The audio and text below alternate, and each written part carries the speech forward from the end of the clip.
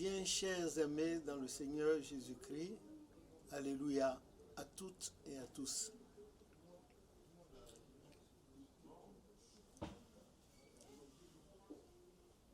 Il y a plein de choses qui se passent dans la vie, desquelles lorsqu'on a le discernement, on est heureux. De tout mon cœur, je demande à l'Éternel Dieu de pouvoir nous éclairer.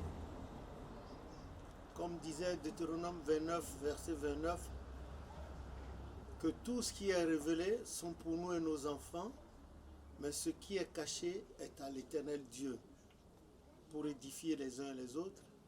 Et quand nous retournons dans 2 Corinthiens 2, je ne veux pas prendre la parole, je ne suis pas en train de prendre la parole par esprit d'orgueil ou de supériorité, que Dieu m'en garde. Mais les choses de Dieu qui ont été faites pour nous, nous qu'il a créés pour des œuvres qu'il avait préparées à l'avance selon Colossiens 2,10 et 2 Corinthiens, les choses que Dieu a faites pour ceux qu'il aime, qui ne sont point montées dans notre cœur, dans notre bouche, dans nos oreilles, mais que l'Esprit de Dieu, qui sonde tout, nous révèle. Nous devons faire attention dans notre vie, pendant notre bref parcours. À cet effet, je voudrais dire, qui dira qu'une chose arrive, que Dieu ne l'ait point ordonnée? N'est-ce pas de Dieu que viennent le bien et le mal? Et si je veux paraphraser le passage de Proverbe 15, 33, vers la fin, il dit que Dieu a tout fait, même le méchant, pour le jour du malheur. Il y a plein de choses qui se passent autour de nous. Tandis que d'autres rient, d'autres pleurent. Tandis que d'autres sont malades, d'autres sont en bonne santé. Tandis que du matin au soir, beaucoup se posent des questions de savoir, mais pourquoi est-ce que Dieu est injuste?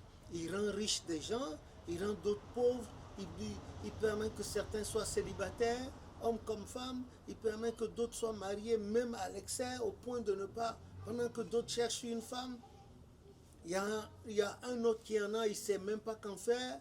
Pendant que d'autres cherchent un homme, il y en a qui ont de succès avec les hommes, je veux dire les femmes.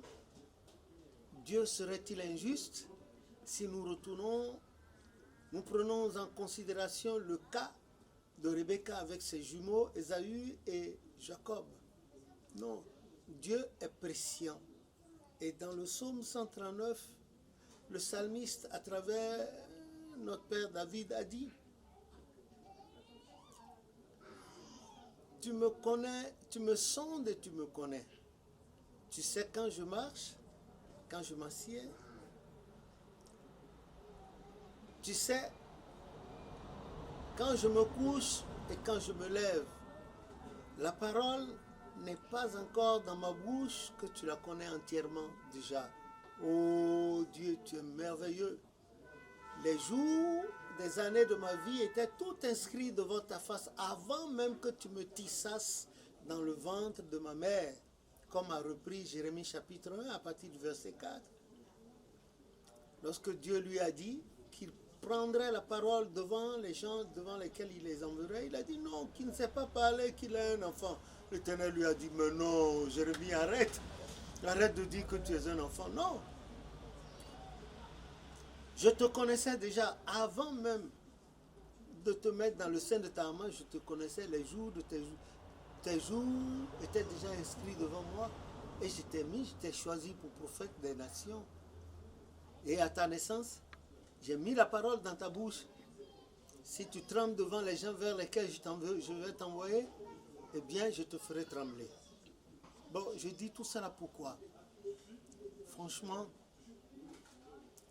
à travers les questions qui me sont posées, Certains me disent qu'ils ne comprennent pas pourquoi ils souffrent tant.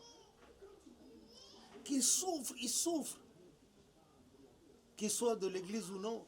Et certains disent qu'ils ont acheté des livres d'alchimie, ils ont acheté des livres d'exorcisme, ils ont acheté des livres de Padre Pio, ils ont acheté des livres de tel maître, et que les secrets des sommes, ils ont acheté tel et tel livre, ils sont allés consulter tel, et que ça ne marche toujours pas. La femme dit qu'elle n'arrive pas à trouver un homme, l'homme dit qu'elle n'arrive pas à trouver l'âme sœur, à la maison ça ne va pas, papa et maman se chamaillent. Les enfants et les parents se chamaillent. Les petites filles à 12 ans, elles sortent, des fois elles découchent, les jeunes gens également. Les parents ne comprennent pas. Et quand on regarde la situation sociale qui n'arrange pas du tout et qui se dégrade de jour en jour, les gens finissent par dire, mais est-ce que Dieu existe? Quand vous rencontrez certains qui vous disent oui, en même temps ils ajoutent, il est injuste. Dieu peut-il être injuste? Son trône repose sur la justice et l'équité. C'est la base de son trône, ça. Il est justice lui-même. Dieu existe. Dieu existe bel et bien. Il existe. Nul d'entre nous ne sait où se cache le soleil le soir.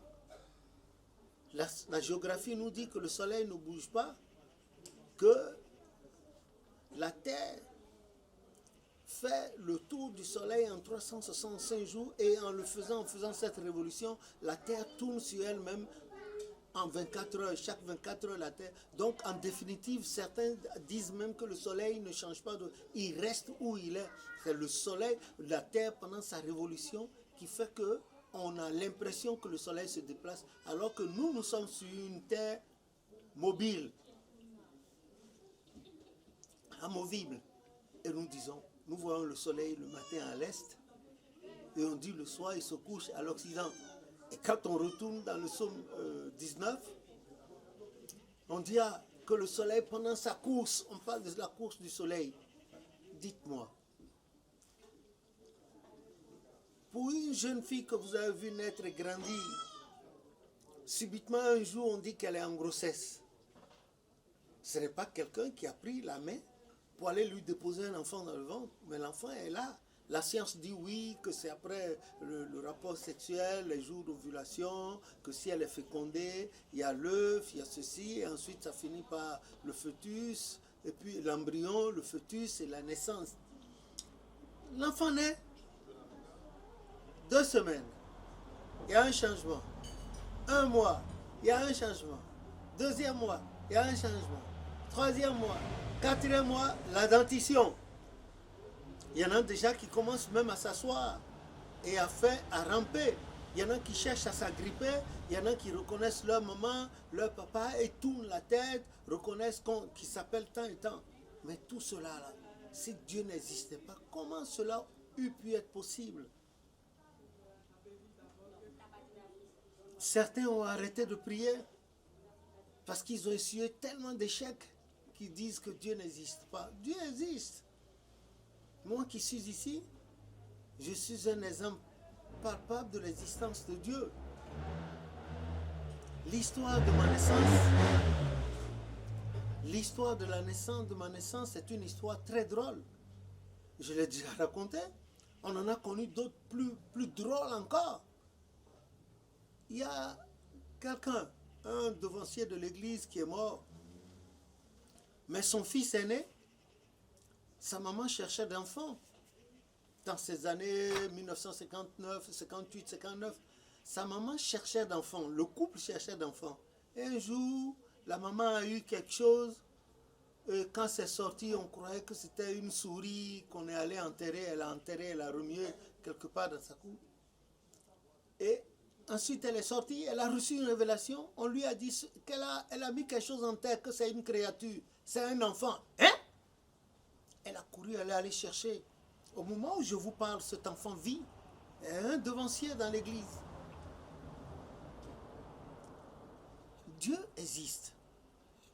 Mais nous avons ces manifestations de façon ambiante. L'arbre, la bouture que nous mettons en terre, la bouture d'igname, le bout d'igname, le bourgeon de manioc, etc., etc. et ça grandit, ça porte des tubercules. Ce n'est pas des tubercules qu'on a mis en terre. Voilà des exemples. Il y en a plein. Mais nous ne leur donnons pas leur juste valeur. Pour les apprécier, il faut apprécier Dieu qui nous a donné la vie.